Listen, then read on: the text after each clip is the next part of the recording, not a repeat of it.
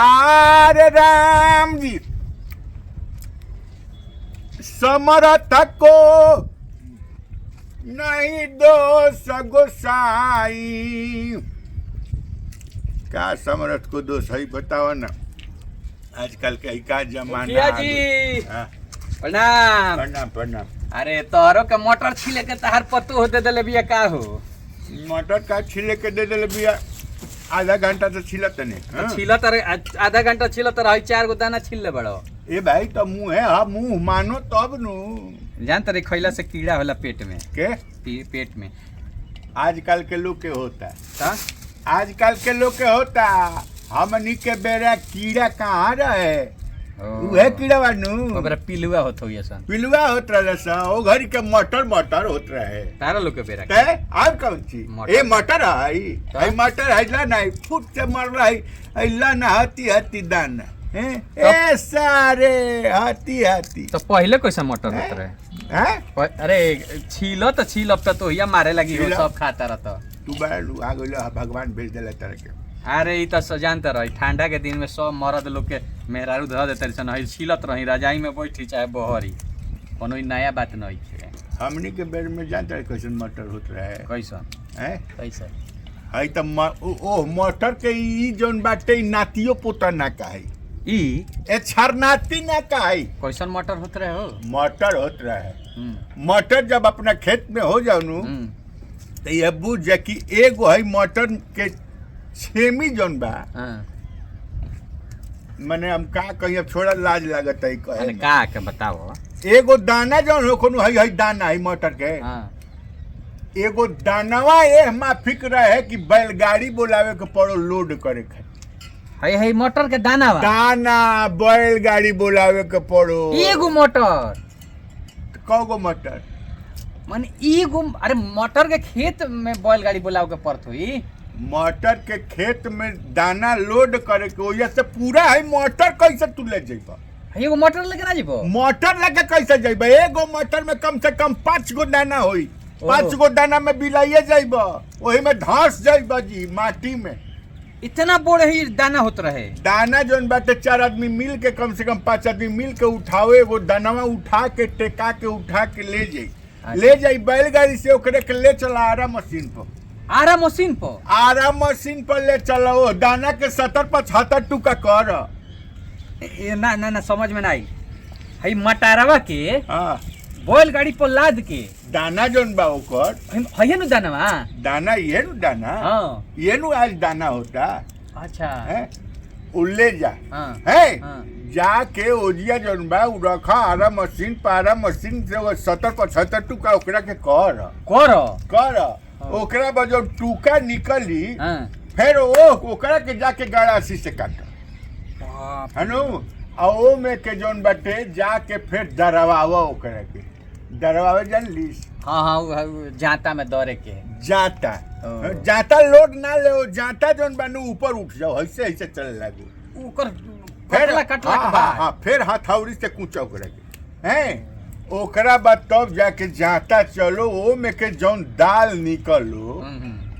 उहे मटर के दाल बने मटर के दाल आज से मने हमनी के समय तारा समय हां जानता रहो ई त साला ओकर छरनातियो काहे लायक नहीं के यही से एकर वैल्यू नहीं खिदे बात सही बावे हमारा घर है सब लोग के अभी लाइट पर आता नु हां तो अभी फुआ आई रखियो झाखड़ा वाली हमारे को झाखड़ा के फुआ बिया निर्मला फुआ अच्छा तू आई रखियो हां तो अब पहिलका के जमाना के सब चीज रहे तो घर दुआर में सब लोग बैठा रहे हां तो लाई पर आए के शुरू भई तू एको दाना मत खइया ठीक नु ना हमरा कीड़ा पेट में कीड़ी ये हमर बोले लगी हम तनी खाल तनी मीठा बा ए तो तोहरो न खाइए से कीड़ा होला सब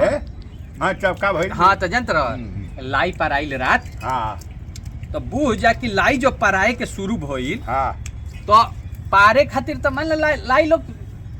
खइला होगबे नु लाई हमनी के हते नु बस हते नु हां जब लाई पराइल घर में अच्छा पहले तो डबके लागल तले कम से कम 10 घर से लोग आ गइल कि का बात बा धा हमारता जब मीठवा डब के तो धा मरलक ऐसन कि 10 गो गांव के लोग आके कहे लगल कि का बात बा कि धा हमार त इतना में आग रहे मीठा पाग बनत पागवा बनावल जाला नु आ पाग बना के आ लाई उहे पराइल हो तो बूझ जा दुआर पर बैठ के पराइल हो। अच्छा अब पराता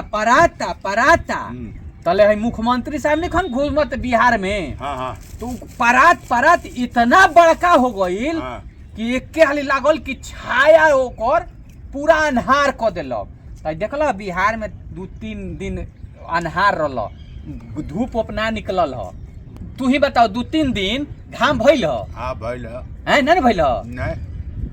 2-3 दिन देखते रह एकदम कुहा गिर रहल एकदम घामे ना उगत रहल। हाँ। हमार दुआर पर हमार पूर्व ओर घर बा आ पूर्व ओर ऐसा दुआर पर लाई पड़ल कि सूरज भगवान के एक ओर से छेक लेलक आ चारों पूरा बिहार छपरा सिवान आरा धोइले सारा में एकदम देखो लइया से अब घाम के नहीं रखले बा दुआरिया पर जोन लइया पराई रहे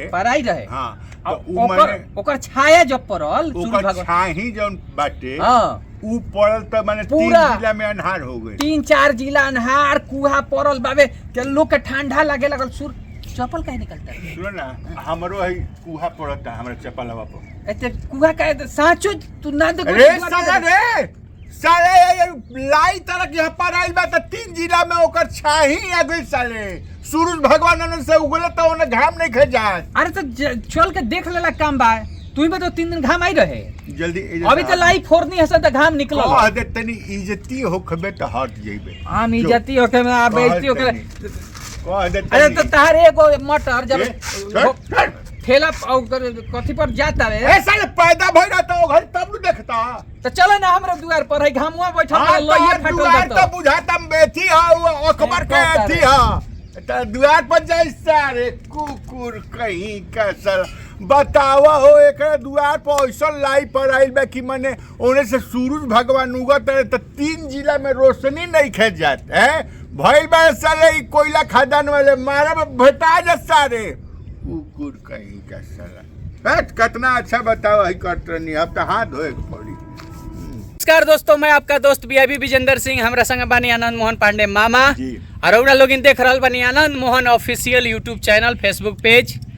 तो रउरा लोग के ई वीडियो कैसा लगल है? अरे महाराज आशीर्वाद दी लोग सब्सक्राइब नहीं करत बे सब्सक्राइब करी शेयर करी मामा के 1.5 लाख पर अटकल भावे कम से कम 1 मिलियन ले जाए ले जाई महाराज ले जाई अब रोगे फायदा बा उससे हमारा कौन फायदा बा हां हमनी के तो प्यार मोहब्बत रोग लोग के मिलेला ये बहुत बा। अब बताई अब बैठल बानी सा हमनी के रोगे लोग के मनोरंजन खाती है तपस्या हो रहल बेटे यार रोगे ना सब्सक्राइब कर त के सब्सक्राइब कर कोन लंदन से आके करी